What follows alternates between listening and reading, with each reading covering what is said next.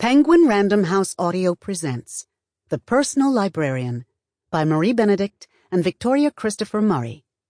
Read for you by Robin Miles. For the Two Sides of Belle, Belle da Costa Greene and Belle Marion Greener. Chapter 1. November 28th, 1905. Princeton, New Jersey. The Old North bell tolls the hour, and I realize that I'll be late. I long to break into a sprint, my voluminous skirts lifted, my legs flying along the Princeton University pathways. But just as I gather the heavy material, I hear Mama's voice. "Belle, be a lady at all times." I sigh. A lady would never run. I release the fabric and slow down as I weave through Princeton's leafy Gothic landscape, designed to look like Cambridge and Oxford. I know I must do nothing to draw any kind of extra attention.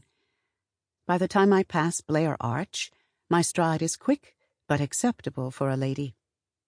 It's been 5 years since I left our New York City apartment for this sleepy New Jersey college town, and the quiet is still unnerving. On the weekends, I wish I could return to the energy of New York, but the 60 cents for a train ticket is outside our family's budget. So I send money home instead. As I duck under a crenellated tower, I moderate my pace so I won't be breathless when I arrive. "You are at Princeton University. You must take extra care working at that all-male institution. Be cautious. Never do anything to stand out." Even though she's nearly 60 miles away, Mama insinuates herself into my thoughts. Pushing the heavy oak door slowly to minimize its loud creak, I pad as quietly as my calfskin boots allow across the marble foyer before I sidle into the office I share with 2 other librarians. The room is empty, and I exhale in relief. If sweet-natured Miss McKenna saw me arrive late, it would be of no import. But with hood-eyed, nosy Miss Adams, I could never be certain she wouldn't mention my offense at some future time to our superior. I remove my coat and hat, careful to smooth my rebellious curly hair back into place. Tucking my somber navy skirt beneath me, I slide onto my chair.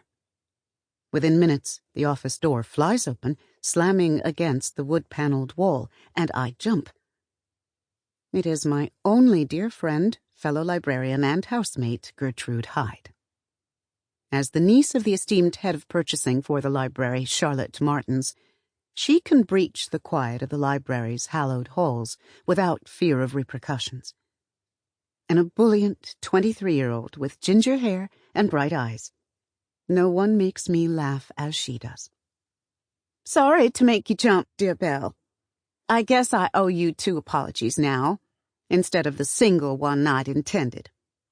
First, we abandoned you this morning, which undoubtedly led to your lateness," she says, with a mischievous smile and a glance at the wall clock. "And now, I've given you a fright. Don't be silly. The fault is mine. I should have put aside that letter to my mother and walked to campus with you and Charlotte. Miss Martins, I mean. I correct myself. Most days, Charlotte, Gertrude, and I walk together from their large family home on University Drive, where I have a room and share meals with Charlotte, Gertrude, and the rest of their family, who live in the house as well. From the first, Charlotte and Gertrude have welcomed me into their home and social circles with warmth and generosity, and have provided me with abundant guidance at work. I cannot imagine what my time in Princeton would have been like without them. "Belle, why are you fussing about what to call Aunt Charlotte? There's nobody in here but you and me." Gertrude mock scolds me. I don't say what I'm thinking. That Gertrude doesn't need to assess every single moment of every single day against societal standards to ensure her behavior passes muster. She has no need to analyze her words, her walk, her manner, but I do. Even with Gertrude, I must act with care, particularly given the heightened scrutiny in this university town, which operates as if it lies in the segregated South rather than in the supposedly more progressive North. The distinctive clip of Miss Adams's shoes sounds in the hallway outside my office door, and Gertrude's skirt rustles as she moves to leave. She has as much fondness for my office mate as I do, and she'll skedaddle before she can get locked into a conversation. Before she exits the office altogether, she turns back to me, whispering, "Are you still free for the philosophy lecture tonight?" Since Woodrow Wilson assumed the presidency of Princeton University 3 years ago and instituted all sorts of scholastic reform, the number of lectures open to staff and members of the community has increased, while Gertrude and I revel in being included in the academic life of the campus. I loathe certain of Wilson's other decisions, such as maintaining Princeton as a whites-only university when all the other Ivy League schools have admitted colored folks. But I would never voice aloud these views. Instead, I say, wouldn't miss it for the world. The quiet of the stacks wraps around me like a soft blanket. I relax into the subdued hush of patrons turning pages and the scent of leather bindings. My long days spent in the company of medieval manuscripts and early printed books calm and delight me. Imagining the labors of the first printing press users as they memorialized the English language and broadly disseminated its literature through the meticulous work of placing the type letter by letter, transforming empty pages into beautiful text to inspire worshippers and readers, transports me beyond the limitations of this time and place, just as Papa always believed. To him, the written word could act as an invitation to free thought and the broader world, and nowhere was that more true than in the dawn of the printed word, where, for the first time, that invitation could be made to the masses instead of a select few. "Miss Greene!" I hear a soft voice from beyond the stacks. 2 simple words, but my visitor's modulated tone and distinctive accent give him away. And anyway, I've been waiting for him. "Good day, Mr. Morgan," I reply, turning in his direction. Even though I'm talking softly, Miss Scott glances up from the circulation desk with a disapproving scowl. It isn't so much the volume of my speech as the pleasantness of my relationship with the fellow librarian and collection benefactor that vexes her.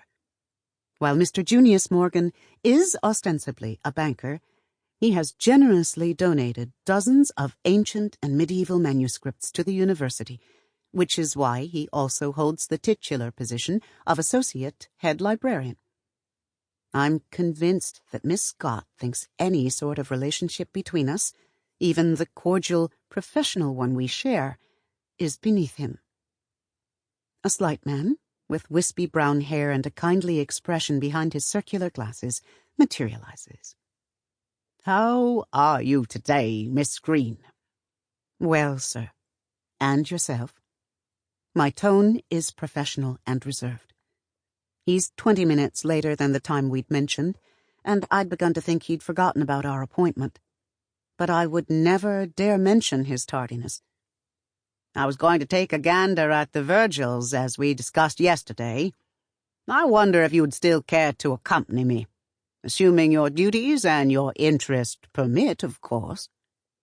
Mr. Morgan, whom I think of as Junius in the privacy of my thoughts, knows that my zeal for the library's most valuable collection is nearly as intense as his own, and that none of my other tasks will stand in the way of the private viewing he has promised.